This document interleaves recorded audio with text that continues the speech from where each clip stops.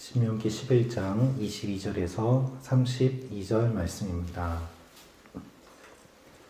저부터 한 절씩 교독하겠습니다. 너희가 만약 내가 너희에게 준 명령을 잘 따르고 너희 하나님 여호와를 사랑하고 그분의 모든 길로 행하며 그분을 단단히 붙들면 여호와께서 너희 앞에서 이 모든 민족들을 쫓아내실 것이고 너희는 너희보다 크고 힘이 센 민족들을 얻을 것이다. 너희가 밟는 곳이 어디든지 너희 것이 될 것이고 너희 영토는 이 광야에서 레바논까지 유프라테스 강에서 서쪽 바다까지 넓어질 것이다. 어떤 사람도 너희를 대항해 설 수 없을 것이다. 너희 하나님 여호와께서 너희에게 약속하셨듯이 너희가 어디로 가든 온 땅이 너희를 공포와 두려움의 대상으로 생각할 것이다. 보라, 내가 오늘 너희 앞에 축복과 저주를 두었다. 내가 오늘 너희에게 주는 너희 하나님 여호와의 명령에 너희가 순종하면 복을 받을 것이요.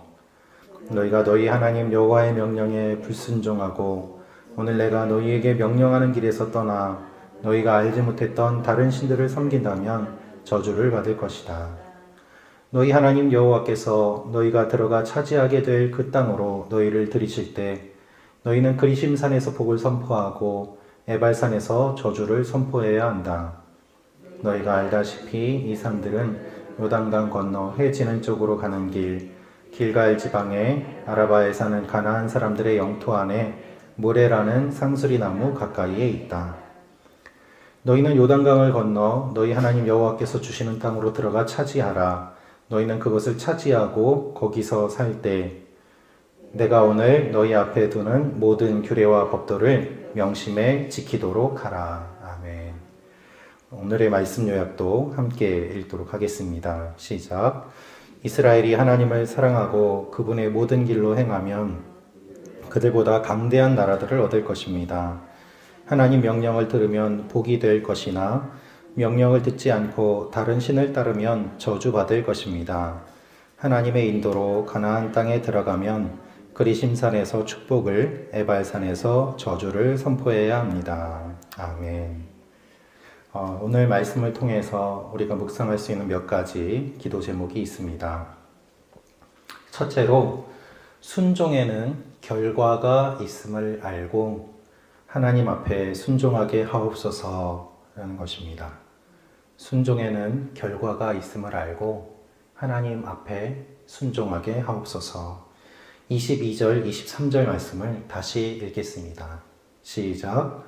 너희가 만약 내가 너희에게 준 명령을 잘 따르고 너희 하나님 여호와를 사랑하고 그분의 모든 길로 행하며 그분을 단단히 붙들면 여호와께서 너희 앞에서 이 모든 민족들을 쫓아내실 것이고 너희는 너희보다 크고 힘이 센 민족들을 얻을 것이다.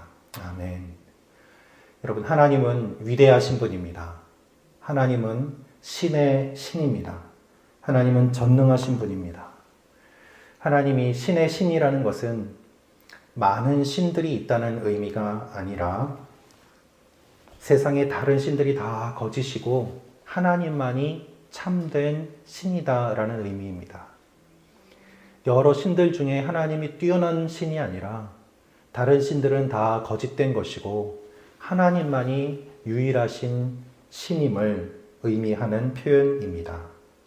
여러분, 하나님이 위대하시다는 것을 알면 우리는 순종할 수밖에 없습니다. 하나님께서 전능하시다는 것을 알면 우리는 기도할 수밖에 없습니다. 하나님이 전능하다는 것을 믿지 못하기 때문에 기도하지 않는 것입니다. 하나님이 전능하심을 마음 깊은 곳에부터 믿는다면 어떻게 기도를 하지 않을 수 있겠습니까? 하나님께서는 우리에게 순종에 대해 말씀하시면서 순종하지 않을 때에는 벌이 있고 순종할 때에는 복이 있다라고 말씀하십니다. 우리가 어떠한 일을 할 때에 벌 받지 않기 위해서 하는 것과 복 받기 위해서 하는 것, 그 태도는 매우 다를 것입니다. 벌 받지 않기 위해서 두려워하면서 무엇인가를 하는 모습과 복 받기 위해서 자발적으로 움직이는 모습은 분명히 다를 것이기 때문입니다. 벌받지 않기 위해서 순종하는 것은 두려움입니다. 소극적인 순종입니다. 그러나 복받기 위해서 하는 것은 적극적인 순종이고 또한 사랑입니다. 하나님은 이스라엘 백성들에게 오늘 순종의 결과가 있을 것을 말씀하십니다. 순종하면 여호와께서 너희 앞에서 이 모든 민족들을 쫓아내실 것이고 너희는 너희보다 크고 힘이 센 민족들을 얻을 것이다 라는 것이죠. 여러분 앞에 두려운 일들이 있으십니까? 거대하게 보이는 적들이 있습니까? 하나님 앞에 순종하십시오. 하나님께서 여러분들 앞에서 쫓아내실 줄로 믿습니다. 두려움이 사라지게 하고 오히려 대적들이 우리를 두려워하며 떨게 되는 일들이 일어날 것입니다. 하나님께 순종하면 우리가 해결하지 못하는 일들이 해결될 줄로 믿습니다. 하나님은 우리의 문제를 해결하실 수 있는 전능하신 하나님이기 때문입니다. 이러한 일들이 여러분들에게 일어나시기를 축원합니다. 우리는 좋은 결과를 얻기 원합니다. 우리는 축복받기 원합니다. 그러나 조건이 있습니다. 순종해야 그렇게 된다는 것입니다. 순종하지 않으면 그런 일이 일어나지 않습니다. 그래서 하나님께서는 우리의 삶에 순종이 일어나기를 원하십니다. 순종하지 않으면 벌이 있다라고 말씀하실 정도로 하나님은 안타까운 마음으로 우리가 어떻게 해서든지 순종하기를 원하시는 것입니다. 하나님은 이스라엘이 어디를 가든지 너희가 공포와 두려움의 대상으로 적들이 생각하게 될 것이다. 너희는 약하지만 내가 앞서가서 그런 일들을 이룰 것이다 라고 말씀하십니다. 여러분이 상대방을 보며 두려워 떨기를 원하십니까? 아니면 상대방이 여러분을 보고 두려워 떠는 존재가 되기를 원하십니까? 우리의 원수 대적 마귀가 우리를 유혹하고 놀리는 것이 아니라 우리를 바라보며 두려워 떠는 일들이 일어나기를 축원합니다. 예수님의 제자들이 주님의 말씀에 따라 나아가 복음을 선포할 때 사탄이 번개같이 하늘에서 땅으로 떨어지는 것을 보았다고 예수님께 보고하였습니다. 우리는 언제나 사탄 앞에서 약하고 두렵고 떠는 존재라고 생각하지만 하나님은 우리의 앞에 나가서 우리의 모든 것들을 품어주시고 우리의 적들 앞에서 우리를 변호하시고 우리의 적들이 오히려 우리를 보고 두려워 떨게 하실 줄로 믿습니다. 영적인 능력은 어디에서 나올까요? 순종에서 나옵니다. 그렇기 때문에 순종하며 나아가면 마귀가 두려워 떨 수밖에 없는 것입니다. 하나님을 두려워하고 떨면 어떤 일이 일어나겠습니까? 사람들을 두려워하지 않게 됩니다. 사람들을 두려워하면 하나님을 두려워하지 않게 됩니다. 하나님이 아닌 사람들을 두려워할 때 우리는 참 많이 실패합니다. 그러나 하나님을 두려워하면 오히려 대적들이 우리를 두려워합니다. 타협하지 않고 올곧게 주님의 길을 순종하며 가면 사람들이 두려워하고 시기하고 미워합니다. 그리고 심지어는 죽이려고까지 합니다. 그것이 예수님께서 걸어가신 길입니다. 끝까지 순종하신 예수님의 모습을 보며 사람들은 두려워했고 시기하고 조롱하고 그것이 마음에 들지 않아 죽였습니다. 왜 그렇습니까? 사람들은 순종하지 않기 때문입니다. 타협하기 때문입니다. 그래서 끝까지 순종하며 가는 사람이 마음에 들지 않습니다. 우리에게 환난과 고난이 오는 이유가 바로 그것입니다. 순종하며 나아가기 때문이죠. 그러나 기억하십시오. 그러한 순종하는 사람들은 하나님께서 복을 주신다고 약속하십니다.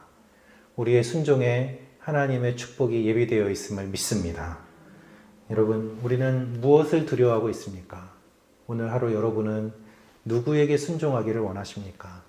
세상의 명예와 우상과 권력이 아니라 주님의 말씀 앞에 순종하는 여러분과 제가 되기를 축원합니다.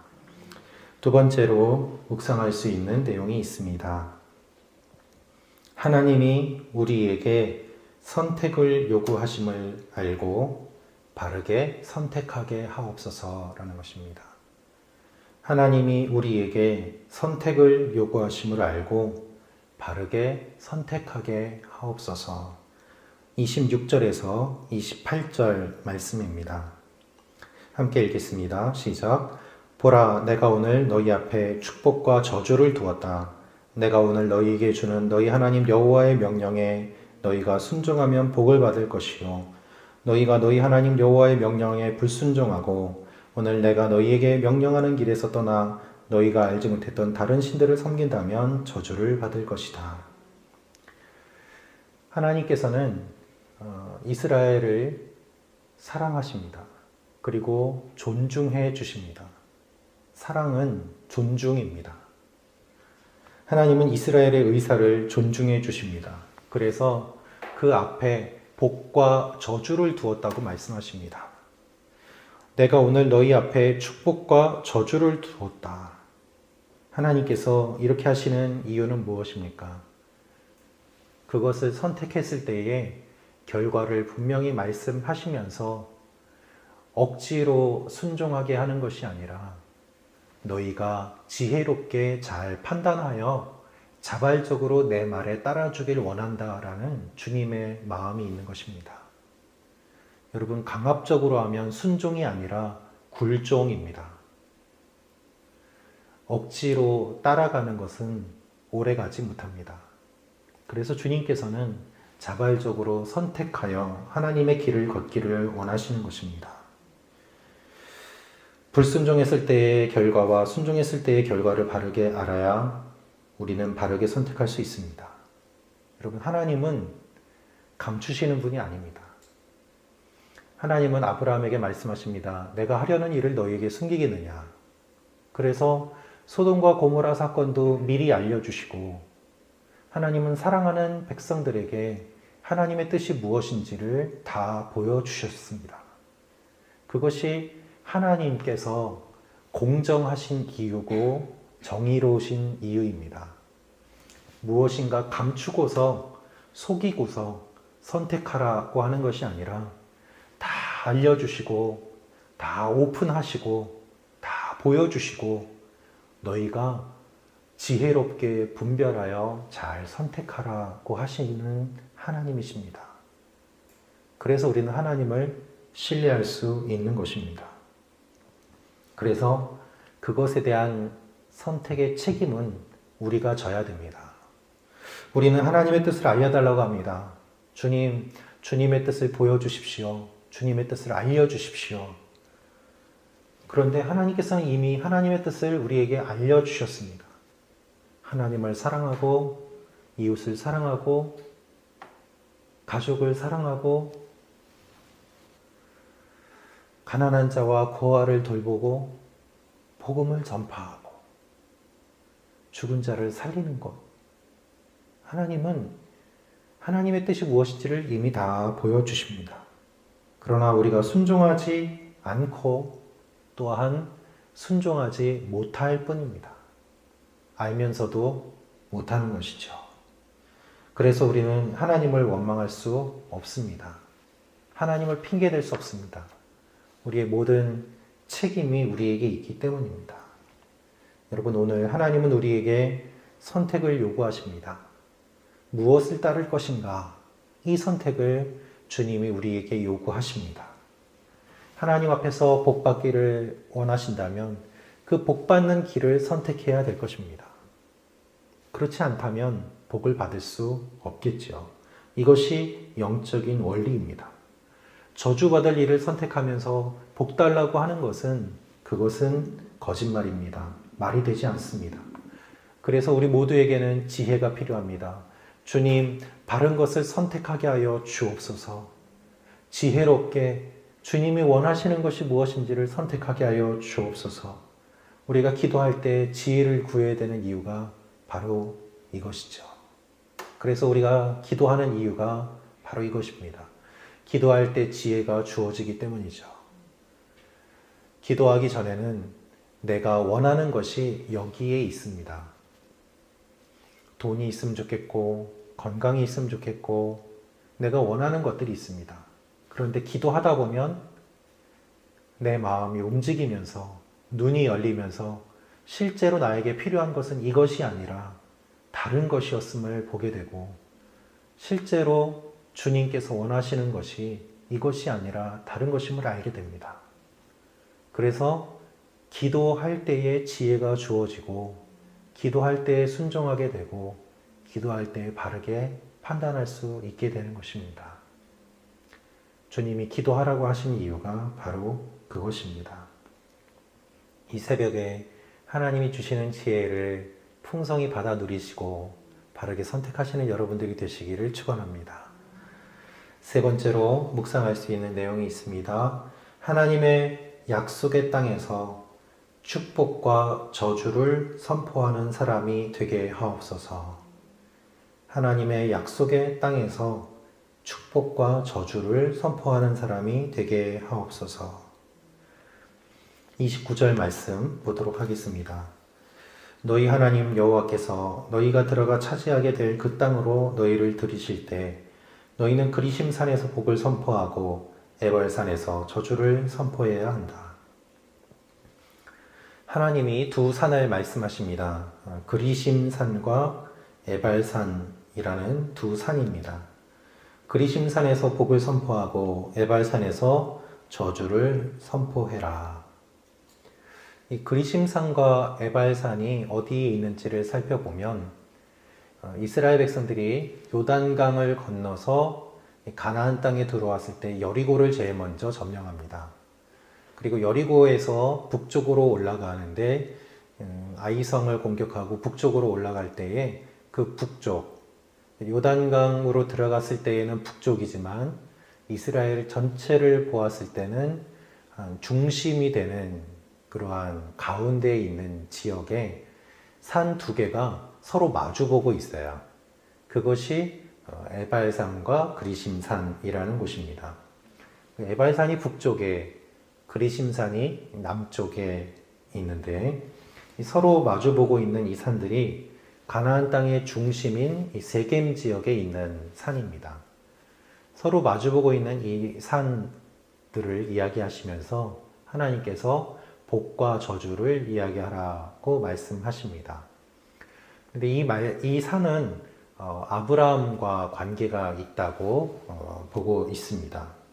세겜 지역은 아브라함이 하나님께 처음으로 제단을 쌓은 곳이고, 또한 비둘기를 잡아 죽이고 둘로 나누었을 때 창세기 15장에 기록되어 있는 것처럼 주님이 불로 그 가운데를 지나가시면서 하나님이 아브라함과 약속을 맺으신 지역이라고 여겨집니다. 그래서 하나님께서 이스라엘 백성들에게 아브라함의 언약을 떠올리게 하시고 또한 축복과 저주를 선포하게 하시면서 그 양쪽 산에 지나가게 되는 일들을 통해서 마치 아브라함이 하나님 앞에 비둘기를 쪼개고 언약을 맺은 것처럼 축복과 저주를 선포하며 너희가 하나님과 언약을 맺게 될 것이다 라는 의미로 이 말씀을 하고 계시는 것입니다. 마주보는 두 산을 하나님께서 말씀하시면서 언약을 떠올리게 하시고 또한 지금의 세대들에게 그 약속이 이어지고 있음을 알려주시는 내용입니다.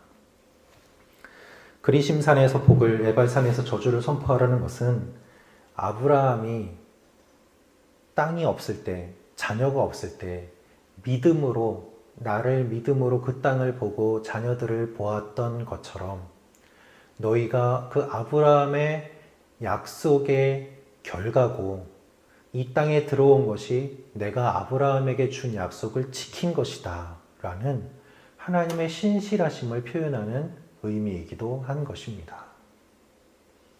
여러분, 아브라함이 이 모습을 보았다면 얼마나 놀랐겠습니까? 정말 그 약속이 이루어진 것 아닙니까? 하나님은 그러므로 아브라함처럼 너희도 나를 믿고 바르게 선택하여 약속의 자녀로 계속해서 살아라 라는 의미로 이 말씀을 하고 계십니다. 아브라함의 일을 기억하라. 그런데 그것으로 그치지 않고 복과 저주를 선포하라는 것은 그 입술로 고백함으로 말미암아 하나님의 약속을 기억하고 또한 약속을 받은 사람으로서 그 약속을 선포함으로 말미암아 다른 사람들도 기억하게 시키는 것, 기억하도록 하는 것, 그러한 의미가 담겨 있습니다. 여러분, 우리는 하나님의 백성으로서 복을 선택해야 합니다. 그리고 다른 사람들이 그 복의 내용을 듣고 다른 사람들도 복을 선택하도록 도와야만 합니다. 먼저 복을 받은 우리가 그 복을 전함으로 말미암아 다른 사람들도 복 받도록 하는 것, 그것이 복음이고 그것이 전도 아니겠습니까? 주님은 그렇게 우리를 사용하기를 원하십니다. 우리가 영적으로 깨어서 하나님의 일을 감당해야 되는 이유가 바로 이것입니다. 약속의 땅에 들어가는 것으로 그치지 않고 그 땅에서 이것을 선포함으로 계속해서 하나님의 일들을 기억하고 하나님 앞에 바르게 선택하도록 하는 것, 그것을 돕는 것, 그것이 우리에게 주어진 사명이라고 주님 말씀하시는 것입니다. 우리는 하나님의 일을 어떻게 선포하고 있습니까?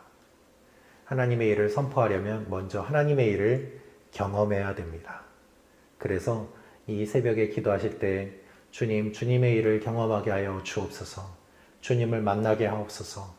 우리가 경험한 일과 우리가 만난 주님을 다른 사람들에게도 선포하게 하옵소서. 함께 기도하며 나아가는 여러분과 제가 되기를 원합니다.